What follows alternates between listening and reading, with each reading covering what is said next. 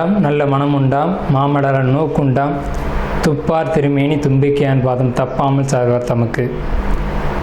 இப்போ நம்ம இந்த வீடியோவில் பார்க்கக்கூடிய தலைப்பு குரு பெயர்ச்சி 2026. 2ஆம் தேதி ஜூன் மாதம் 2026 அன்று நிகழக்கூடிய குரு பெயர்ச்சியானது மிதுன ராசியிலேருந்து கடகராசிக்கு குருபவன் பெயர்ச்சியாகி போகிறாங்க. அந்த கடகராசி அப்படிங்கிறது குருபவனுக்கு உச்ச வீடு.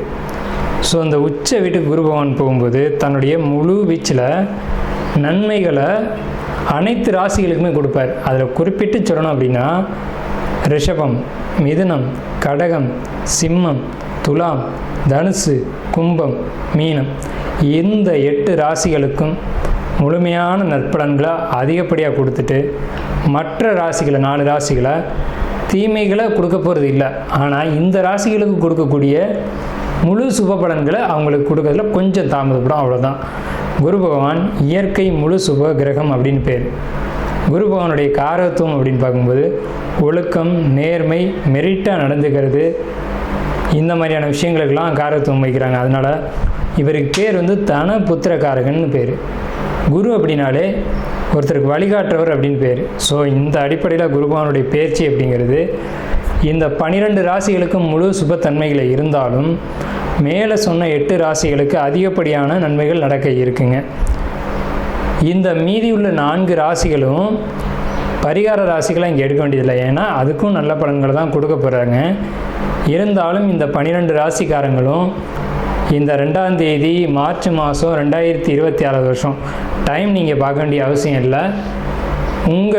நீங்கள் வசிக்கக்கூடிய இடத்துக்கு பக்கத்தில் இருக்கக்கூடிய சிவாலயத்துக்கு போயிட்டு சிவனுக்கு ஒரு அர்ச்சனை செய்துட்டு வந்தீங்க அப்படின்னா மிகவும் ஒரு சிறப்பான ஒரு விஷயமா இருக்கும். குரு பகவானை வழிபடுறது மூலமாக ஒருத்தருக்கு தனம் கிடைக்கும், கல்வி கிடைக்கும், பொருளாதாரம் கிடைக்கும், சமுதாயம் அந்தஸ்து கிடைக்கும், கௌரவம் கிடைக்கும். நம்ம சொல்கிறோம் இல்லைங்களா, ஒயிட் காலர் ஜாப்னு சொல்கிறோம் இல்லைங்களா, பேங்க்கில் வேலை பார்க்கக்கூடியவங்க, பணத்தை எண்ணக்கூடியவங்க, அழுக்குப்படாமல் வேலை செய்யக்கூடியவங்க, இந்த மாதிரியான விஷயங்களுக்கு காரத்துவம் வைக்கக்கூடியவர் யாருன்னு கேட்டிங்கன்னா குரு பகவான் தான். அதுலேயும் கடகராசியில் குரு வர்றது அப்படிங்கிறது கஜகேசரி யோகம்னு பேர். கஜகேசரி அப்படின்னா 100 யானைகள் சண்டையிட வரும்போது ஒரு சிங்கம் எதிர்த்து போட்டிட்டு அந்த 100 யானைகளையும் விரட்டி தள்ளுறது அப்படின்னு பேர். ஸோ இப்படிப்பட்ட கஜகேசரி யோகத்தில் நிகழக்கூடிய இந்த குரு பெயர்ச்சி 2026ஆம் ஆண்டு அப்படிங்கிறது 12 வருஷத்துக்கு ஒரு முறை ஒரு சிறப்பு வாய்ந்த ஒரு வருஷமாக இருக்கும். இதுக்கு பிறகு இன்னொரு 12 வருஷம் கழித்து தான் இந்த ஒரு சிறப்பான ஒரு குரு பெயர்ச்சி அப்படிங்கிறது நிகழும். ஸோ உங்களுக்கு இந்த குரு பெயர்ச்சி கடகராசிக்கு பயிற்சி ஆகுது.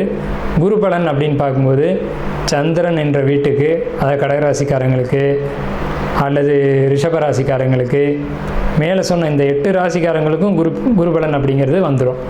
ஸோ குரு பலன் வந்துருச்சு அப்படின்னாலுமே திருமணம், குழந்தை பாக்கியம், பொருளாதாரம், வேலைவாய்ப்புகள் போன்ற அனைத்து விதமான சுபகாரியங்களும் நடக்கும். சுபகாரியம் நடக்கணும் அப்படின்னா குரு பலன் வேணும். சந்திரன் என்ற வீட்டுக்கு குரு வர்றது, அவர் வீட்டுக்கு சந்திரன் என்ற வீட்டுக்கு 2ஆம் வீட்டில் குரு வர்றது, சந்திரன் என்ற வீட்டுக்கு 5ஆம் வீட்டில் குரு வர்றது, சந்திரன் என்ற வீட்டுக்கு 7ஆம் வீட்டில் குரு வர்றது. இப்போது மகர ராசிக்காரங்களுக்கு 7ல் குரு, இதுவே மீன ராசிக்காரங்களுக்கு 5ல் குரு, இப்படி 5, 7, 9, 11. இப்போ அந்த அடிப்படையில் பார்க்கும்போது மீன ராசிக்காரங்களுக்கு 5ல் குரு, தனுசு ராசிக்காரங்களுக்கு அது விழுகாது. இதுவே விருச்சிக ராசிக்காரங்களுக்கு 9ல் குரு. அப்போ விருச்சிக ராசிக்காரங்களுக்கு குரு பலன் இருக்குது 11. கன்னி ராசிக்காரங்களுக்கு 11ல் குரு. ஸோ இவங்களுக்கெல்லாம் கன்னி, கடகம், விருச்சிகம், மகரம், மீனம் இந்த ராசிக்காரங்களுக்கெல்லாம் குரு பலன் அப்படிங்கிறது நிகழ்ந்திருக்கு. நட்சத்திரங்களுடைய வரிசையில் 27வது நட்சத்திரம், கடைசி நட்சத்திரம் ரேவதி நட்சத்திரமான உங்களுக்கு குரு பெயர்ச்சி 2/6/2026 நிகழக்கூடிய அந்த குரு பெயர்ச்சி நல்ல மிகப்பெரிய சுபமான யோகங்களை கையில் வச்சுருக்கு. அந்த குரு பெயர்ச்சியின் மூலமாக உங்களுக்கு உங்கள் குடும்பத்தில் சுப செலவுகள் அப்படிங்கிறது நிச்சயமான முறையில் ஏதாவது ஒரு செலவுகள் நடக்கும், நடத்திக்கோங்க. குறிப்பிட்டு சொல்லணும் அப்படின்னா ஜூன் மாதத்தில் ஒரு வீடு வாங்கக்கூடிய அமைப்பு அல்லது ஜூன் மாதத்துக்கு முன்னாடி வீடு வாங்கக்கூடிய அமைப்பு, இடமா வாங்கக்கூடிய அமைப்பு, காளிமனை வாங்கக்கூடிய அமைப்பு. காளிமனை வாங்கினதுக்கு பிறகு ஜூலை, ஆகஸ்ட், செப்டம்பர் மாதத்தில் வீடு அமைக்கக்கூடிய அமைப்பு, ஒரு நல்ல வீடு கட்டக்கூடிய அமைப்பு, சரியான ஒரு வீடு வாஸ்துப்படி சரியாக பார்த்து ஒரு வீடு அமைக்கக்கூடிய அமைப்பு அப்படிங்கிறது உங்களுக்கு அமையும்.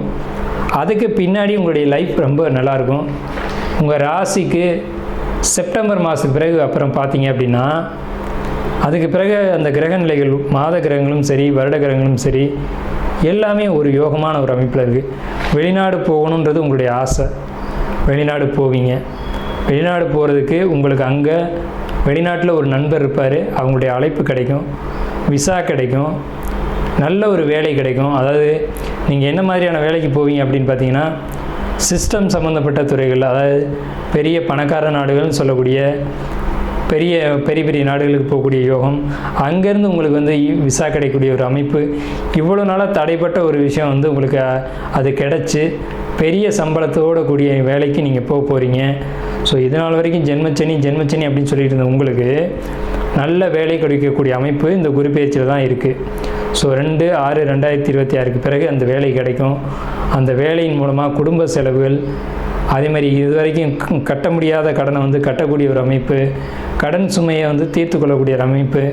என்னடா இவ்வளோ ஒரு வாழ்க்கை வெறுப்பாக இருக்குது அப்படின்னு நீங்கள் சொல்லிட்டு இருந்திருப்பீங்க. கடன் சுமைன்னு சொல்லியிருந்த ஒரு அமைப்புலேருந்து வெளியில் வந்து கடனை கட்டுறதுக்கான சோர்ஸ் அப்படிங்கிறது உங்களுக்கு கண்டிப்பான முறையில் கிடைக்கும். ஸோ உங்களுக்கு ஒரு பெரிய பணம் அப்படிங்கிறது உங்கள் கைக்கு வரும். ஸோ கலைத்துறையில் இருக்கக்கூடியவங்களுக்கு மிகப்பெரிய யோகங்கள் உண்டு. ஆன்மீகம் சம்மந்தப்பட்ட, ஸ்பிரிச்சுவாலிட்டி சம்மந்தப்பட்ட துறைகளில் இருக்கக்கூடியவங்களுக்கு தான் முழு யோகமான அமைப்பு. ஆன்மீகத்துறையில் எந்த பணி செஞ்சாலும் சரி, சிறிய அளவில் தானே வருமானம் வருது, பெரிய வெற்றி ஒன்று நம்ம இன்னும் பார்க்கலையே அப்படின்னு சொல்லியிருந்தால் பெரிய அளவிலான வெற்றிகளை நீங்கள் கண்டிப்பான முறையில் பார்ப்பீங்க. அதுக்கான ஒரு யோகம் நிச்சயமாக உண்டு.